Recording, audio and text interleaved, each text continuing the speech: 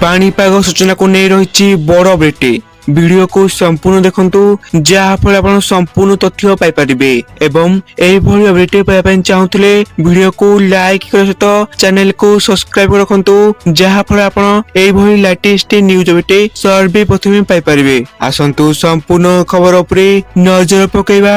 जहाँ सूचना मिलुची दक्षिण अंडमान सागर में सृष्टि होइची लघुचाप क्षेत्र।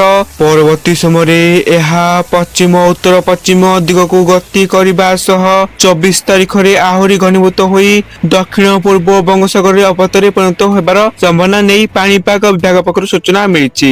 एहार प्रभाव प्रबल अति प्रबल वर्षा होबार संभावना रहिछि। परवर्ती 88 घंटा रे पश्चिम उत्तर पश्चिम दिग को अग्रसर होई आहुरी अधिक घनीभूत हेबा बोली भारतीय पाणीपाग विभाग पक्षरु पूर्वानुमान कराइछि।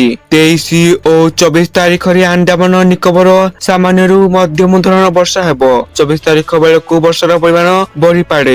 यह बात्या रूप नेब कि नहीं से नहीं आईएमडी एपर्यंत आकलन करना जदियो विभिन्न पाणीपाग मॉडल यह बात्या रूप नेब बोली आकलन करछंती। अन्यपटे ओडिशा उपकूल ठारू लघुचाप बहु दूर रे थिबारु एहार प्रभाव ओडिशा उपरे पड़ी न पारे बोली कहिछि पाणीपाग विज्ञान केंद्र। आसंता 7 दिन पर्यंत ओडिशार वर्षा संभावना नथिबा पाणीपाग विभाग पक्षरु सूचना मिलिछि। एथिला सूचना आपण वीडियो को संपूर्ण थरो आपण को धन्यवाद।